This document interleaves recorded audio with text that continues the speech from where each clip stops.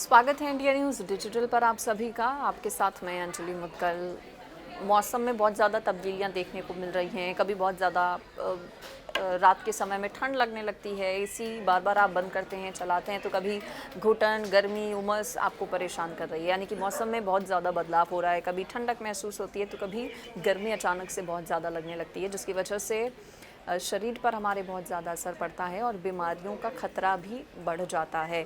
ऐसे मौसम में जब आपको गर्मी लगती है तो आप ठंडी चीज़ों का सेवन कर लेते हैं, जैसे आइसक्रीम और कोल्ड ड्रिंक। जब ठंड हल्की महसूस होती है ज़्यादा एसी में ज़्यादा देर तक रहने पर, तो चाय कॉफ़ी का सेवन आप करते हैं। एसी में रहकर बाहर निकलते हैं तो फिर हमारे शरीर पर बहुत ज़्यादा असर पड़ता है, जिसकी वजह से बीमारियां भी हमारे शरीर को लग जाती हैं। और मौसम में बदलाव की वजह से वैसे भी जो मौसमी बीमारियां हैं वो देखने को मिलती हैं।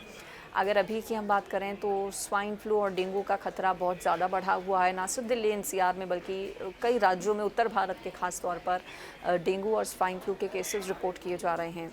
और आपको जानकर हैरानी होगी कि कोविड भी एक बार फिर से पैर पसारने लगा है। जी हाँ, आपने सही सुना, कोविड एक बार फिर से लौट सकता है, ऐसा दावा एक्सपर्ट्स की तरफ से किया जा रहा है। जो कि पिछले 24 घंटे में कोरोना के 56 नए मामले रिपोर्ट किए गए हैं। और मृत्यु दर की अगर हम बात करें तो वो भी बढ़ा है। एक्टिव केसेस की अगर बात करें तो इस वक्त 440 एक्टिव केसेस हैं कोरोना के, जो कि 100 से भी कम हो गए थे।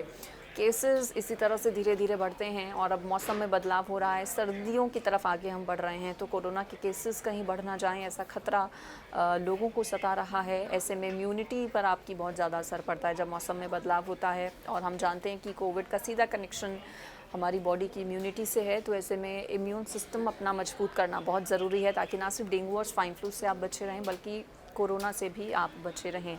हमने देखा 2020 में किस तरह से कोविड ने, चीन से निकले कोविड ने ना सिर्फ भारत बल्कि दुनिया भर के अलग अलग देशों में कैसे कहर बरपाया है। कितनी बड़ी संख्या में लोगों की मौत हुई है, कितनी बड़ी संख्या में लोगों को कोविड ने अपनी चपेट में लिया है। केसेस एक बार फिर से ना बढ़ें, इसको लेकर पहले से ही आप सतर्क रहें, अलर्ट रहें, इम्यून सिस्टम का अपने ख्याल रखें, साफ़ सफाई और स्वच्छता पर भी आप जोर दीजिए, ताकि डेंगू और स्वाइन फ्लू जैसी बीमारियों से भी बचा जा सके। मलेरिया टाइफाइड भी बहुत कॉमन इस वक्त है, और कोरोना से भी, ताकि आपका बचाव हो सके।